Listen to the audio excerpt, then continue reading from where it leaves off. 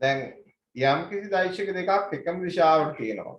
එයාගේ සම්ප්‍රයුක්තය කියන්නේ p ධන කිව්වනේ. දැන් මේ දෛශික තුනම තියෙන එක පැත්තටනේ. එහෙනම් මෙයාගේ තුනක් තිබ්බොත් තුන මේ පැත්තට එකතු කරන්න පුළුවන්. මේ දෛශික තුනත් මේ පැත්තට. එහෙනම් තුන එකතු කරන්න පුළුවන්. මේ දෛශික තුනත් එකම පැත්තට. මේ දෛශික තුනත් එකම පැත්තට. එතකොට එයාපොතේ ඔයගොල්ලෝ පොතේ ලියනකොට පල්ලෙහාට ලියන්න මට ඉඩ නැති නිසා මම බෙදාගෙන ලියන්නේ 1 2 එන තුන්වෙනි අවස්ථාව. දැන් මොකද කරන්නේ? මේ අක්ෂ ඔස්සේ තියෙන දෛශික එකම පැත්තට තියෙනව එකතු කරන්න පුළුවන්. ඉස්සලා දැන් මෙන්න මේ පැත්තට තියෙන දෛශික ටික ගත්තොත් බලන්න මෙහාත්‍රේ තියෙන f1 p cos theta s cos කමාන එකම පැත්තට එකම පැත්තට තියෙනවා එකතු කරන්න පුළුවන් නේ f1 p cos theta s cos theta ඔන්න පුතේ මෙයා ඒ දෛශික තුන එකතු කරා. මේ දෛශික තුන උඩට තියෙනවා.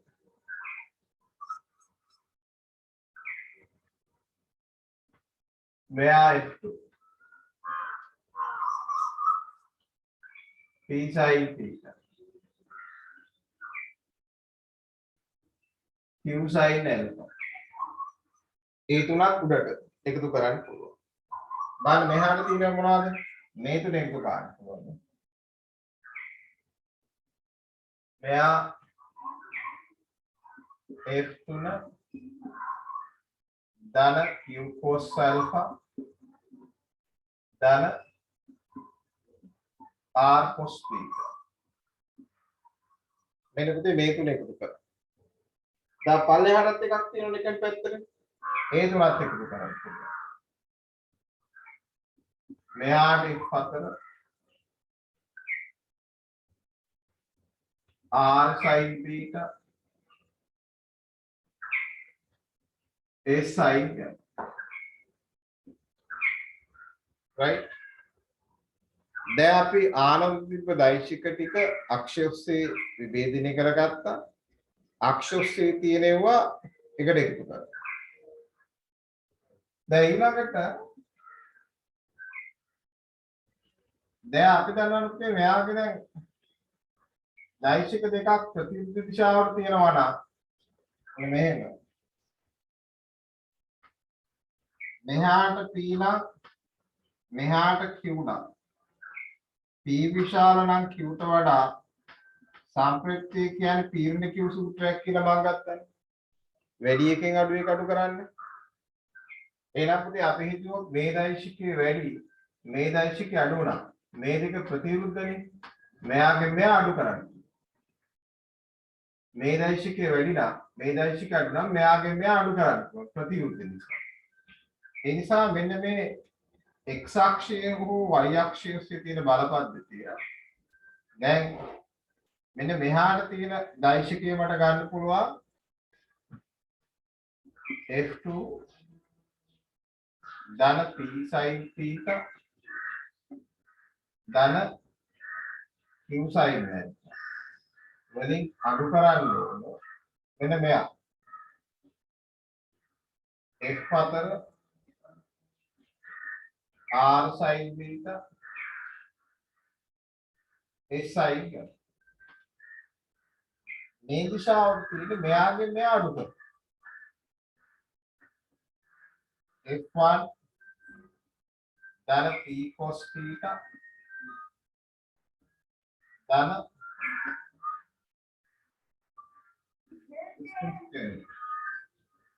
ගෙන් අඩු කරන්න ඕනේ මෙන්න මෙයා f3 q cos alpha r cos theta දැන් බලන්න ලක්ෂයකදී ක්‍රියා කරපු සම්පූර්ණ මේ දෛශික පද්ධතිය දෛශික දෙහික සුගුණානේ දැන් පුරාණ පේනවද මේ දෛශික දෙක එකිනෙක ලම්බකයිනේ එහෙනම් එකිනෙකට ලම්බක දෛශික දෙකක සම්පූර්ණ කියන්නේ කවුද r වර්ග සමානයි x වර්ග ධන y වර්ග නේද එහෙනම් දැන් මේ දෛශික ටික අපිට පුළුවන් යාගේ සම්පූර්ණ කරන්න. මෙන්න මේ දිශාව විභේදන සාධක.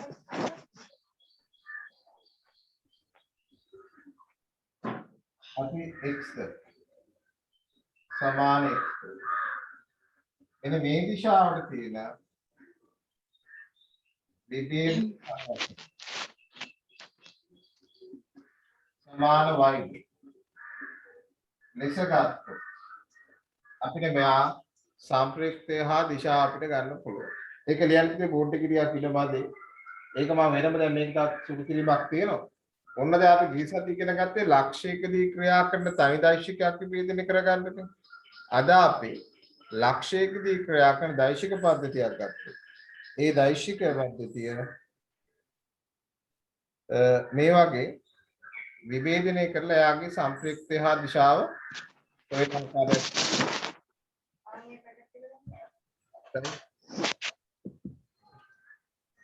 ලියන්න පුතේ මාතෘකාව යටතේ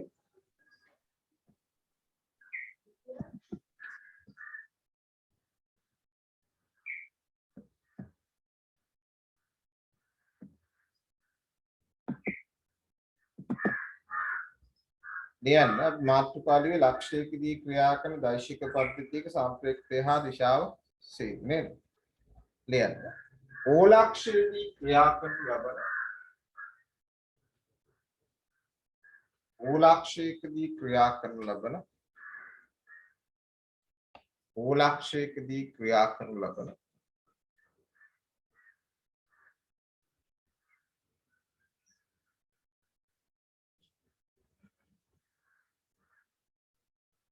දෛශික පද්ධතියක් දෛශික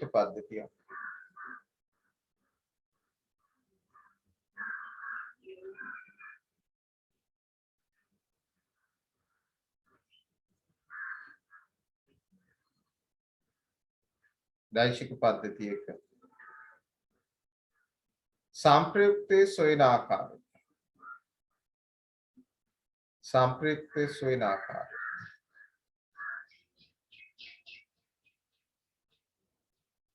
මෙහිදී සලකා බැලු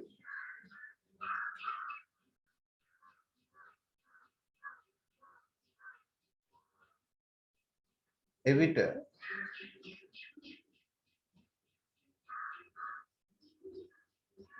x හා y අක්ෂ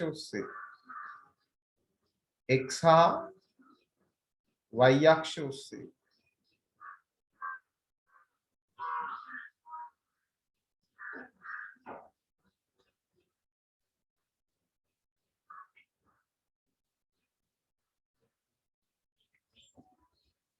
ඇති දෛශික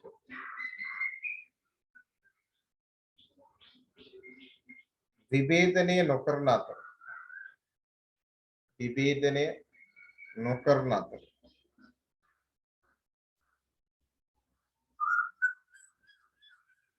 ඒවා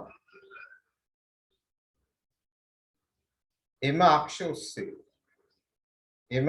ඔස්සේ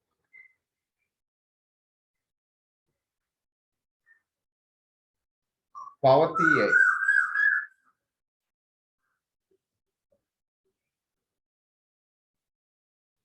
සලකනු ලැබේ.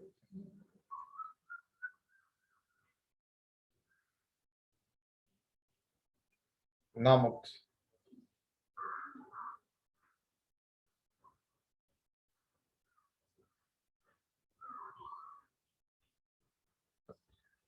x සහ y අක්ෂයට ආනත ඇති දෛශික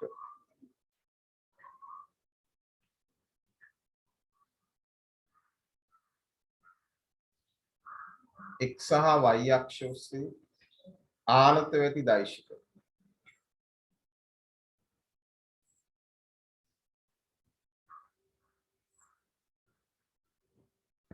විභේදන සංරචක දෙකකට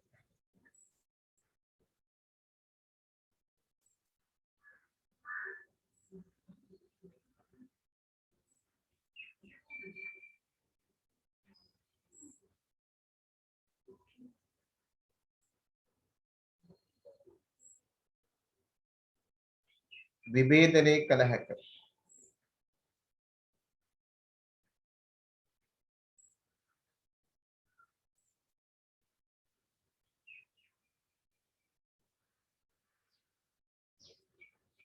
එවිට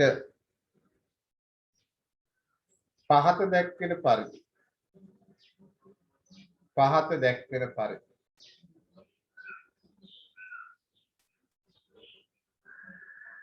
ලක්ෂයකදී ක්‍රියා කරන දෛශික පද්ධතිය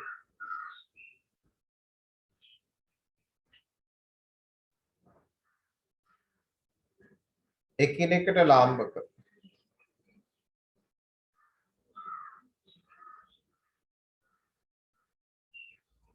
දෛශික දෙකක් දක්වා සුළු කර ගත හැක. ලක්ෂයකදී ක්‍රියා කරන දෛශික පද්ධතිය එකිනෙකට ලාම්බක දෛශික දෙකක් දක්වා සුළු කර ගත හැක. මේක මුදේ තව සරහන් ටිකක් ලියන්න තියෙනවා ඉතින් මදි. ඉතලා එක ඇඳා ලොකුවට ඇඳ ගන්න. ඔය පිටු ඒ CR පොතක භාගයක් වගේ නැද ගන්න පැහැදිලි. එයා ඇඳ ගන්න, මේ ඇඳ ගන්න, මේ ඇඳ ගන්න, මේ ඇඳ ගන්න. ලොකුවට ඇඳ ගන්න තරමට පුතේ පැහැදිලි. මොකද මේ දෛශික විභේදනය මුළු ෆිසික්ස් වල අග දක්වාම එනවා. ඔයගොල්ලන්ගේ කාලේ තමයි පුතේ අඩුම සයන්ස් ළමයි සංඛ්‍යාවක් ලියන්නේ. බයින්ඩ් පද මේ අවුරුද්දේ සයන්ස් කරන්න ආපු ළමයින්ගේ 100ට 20ක් 30ම මම හිතලා අයින් මේ සයන්ස් වලින්. එකක් පන්ති නැතිකම එකක් තමයි හුඟක් වීඩියෝ පන්ති තියෙන්නේ. ඒක සමහර තේරුණත් හොඳයි තේරුම් නැතුණු ළමයින්ට ඒක අයින් වෙනවා. අන්තික තමයි අපිට උසස් පෙළ අඩුම ළමයි සංඛ්‍යාවක් ලියන අවුරුදු ඔයගොල්ලන්ගේ අවුරුදු වල ලියන ළමයින්ගේ ප්‍රති ඉහළ මධ්‍යාපන සුදුසුකම හුඟක් කරලා ඕලෙල් විතරක් වෙයි. දැන් ගිය අවුරුද්දේ 20 ලියපු ළමයි ඉන්නවා පුතේ 20 ලියපු ළමයි ඕලෙල් ලියුවෙන් පස්සේ විභාග ලියන්න බැරි වෙලා. 20 ලිව්වේ නැහැ. 21 ලියන්නම් කියලා හිටියා. ලියපු ළමයින් පුතේ හරියට කරගත්ත ළමයි 20 අසමත්. ඕල්එෆ් ඉන්නේ. ඒ පාර වගකීමක් සහිත කරන පන්තිවල හිටපු ළමයි කොහොම හරි පාස් වුණා. දැන් අපේ පන්තිවල හිටපු ළමයි අනේ C2S එකක් හරි තියෙන අඩුම. යුනිවර්සිටි යන්න පුළුවන් මට. ඒ ලොකු දේවල් පස්සේ කියලා ළමයි ඉන්නවනේ. අහවලා හොඳයි නියමයි. තාම පුතේ ඉන්නවා ඕලෙවල් විතරයි පාස් වුනේ. අවුරුදු 3ක් විභාගෙ ඉඳලා මේ අවුරුද්දේ ලියන්න පටන් ගන්නවා. ඕත් ඉතින් දැන් ආපුවම කියනවා ඉතින් ඔන්ලයින් හරියන්නේ නැහැ. ඉතින් ඕවා එකේ ඉන්නවා අර නටන්න බැරි මුන්සෙට පොළොව ඇදයි වගේ. ඔන්ලයින් නම් හරියන්නේ නැහැ කියලා මේක අරින දවසක් බලන් ඉන්නේ. මේ කර්ණාපුරේ විභාගෙට මාසයක් තියෙනවා. එතන විභාග ලියන්න බෑනේ. අර ගිය සැරේ විච්ච ළමයින්ට උනේ ඒක තමයි උනේ. ඒ නිසා ඔයගොල්ලෝ නොකොඩවා පන්තියට එන්න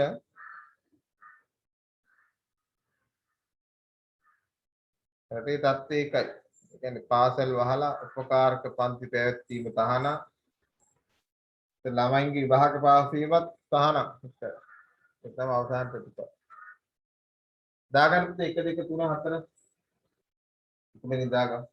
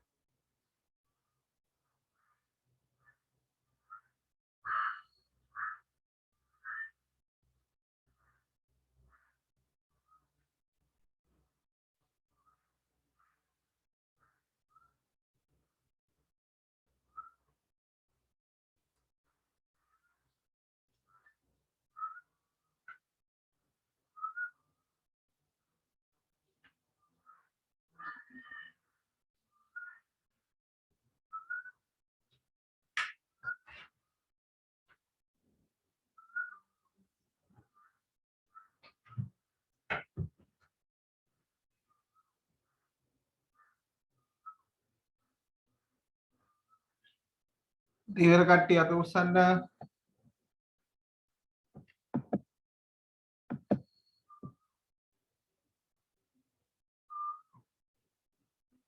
ඉවර කට්ටිය අත උස්සන්න මට ඊළඟට ලියන්න.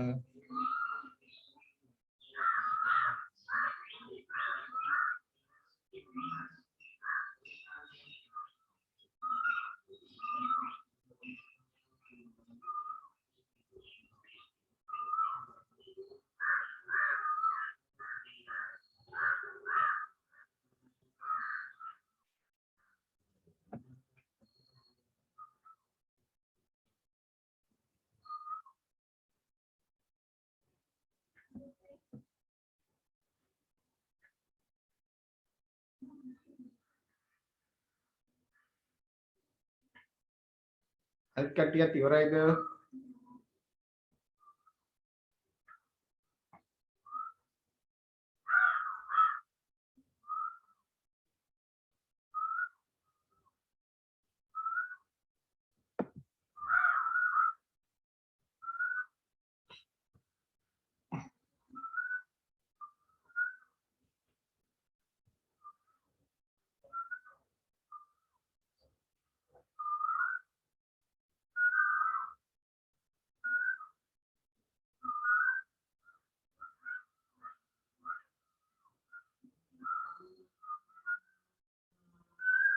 right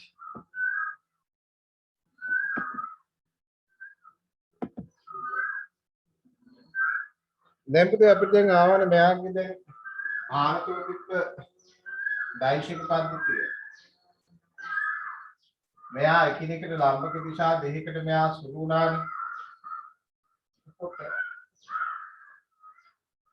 දැන් ඒ නිසා අපි ගන්නවා මෙන්න මේ දිශාවට තිරස් දිශාවට තියෙන විභේදන සංරචක අපි x කියලා ගන්නවානේ එහෙනම් අපි මෙන්න මේ දිශාව විභේදන සංරචක ගත්ත මෙහාට f1 p cos theta s cos gamma ගෙන් අඩු කරන්න ඕනේ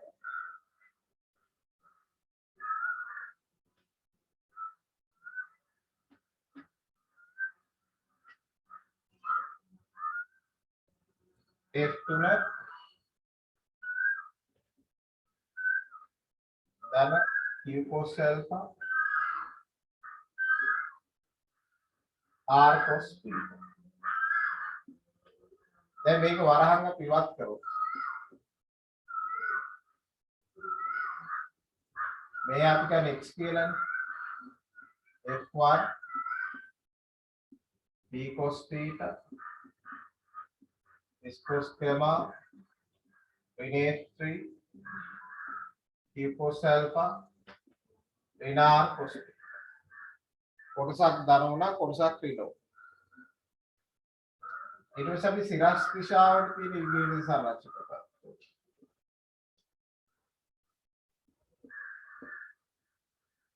ඉහළ තිබෙන මේ ටිකනේ f2 p sin theta q sin alpha ඍණ f4 r sin theta s sin theta හරි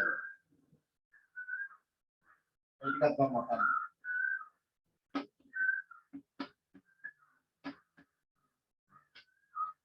දැන් මෙයාගේ තරහක් ඉවත් කරමු මෙයා එන්නේ y f2 p sin theta q sin alpha ऋण f4 ऋण r sin theta ऋण s sin theta දැන් අපිට මෙයා ඔය ආනත වාපු ඔක්කොම ටික තනි කොටස් දෙකකට ආවා මේක පිට හොඳට බැලුවොත් උපසරණ මුලින් පිට කරන මම අදින්නම් නැවත කෙලෙස් විතර දෙන්න සඳහා මෙහාට f1 මෙහාට f2 මෙහාට f3 මෙහාට f4 මෙහා p theta कोण का මෙහා q alpha कोण का මෙහා r beta कोण का මෙහා s gamma कोण का දැන් බාඩ් මේ අවසාන ප්‍රතිඵලය දිහා බලුවොත් කොටසක් දරේලා කොටසක් විරේලානේ ඒක පිටේ දැන් අපි දැන් ওই බලයක් බල පද්ධතියක් ඉබේදෙන්න කරන ওই දීර්ඝ ක්‍රමේ පාවිච්චි කරන්නේ නැහැ ඊට පස්සේ කෙටි ක්‍රමයක් කෙටි ක්‍රමේ තමයි මෙහෙම බල පද්ධතිය තිබ්බොත් අපි මේ දිශාව විභේදන සංවච්ඡය ගන්නවා කියන එක අදහස මෙහාට තියෙනව ධනයි හරිද එහෙනම් දැන් මෙහාට තියෙනව ධනයි කරන මල් වට්ටියක මල් නැමුවා වගේ මෙයා මෙහෙම ගත්තොත් මේ ටික ධනයි මේ f1 ධනයි p cos theta ධනයි s cos gamma ධනයි හරි නේද මොන ධන ටික ආව මේ ටික තියෙන ප්‍රතිවිරුද්ධ පැත්තට මෙහා ටික මෙහෙම නමනවා නේ f3 q cos alpha r cos theta මේ නෑ නේද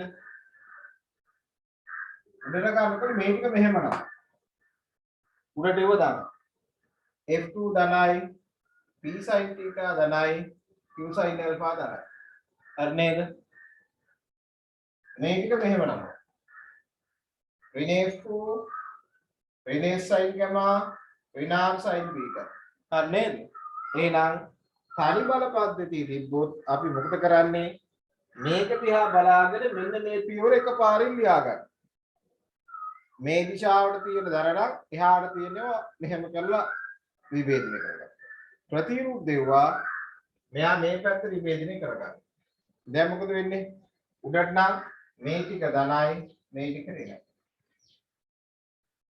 ඔන්න පුතේ x සහ y කියලා සම්මත දෙකක් ආවා.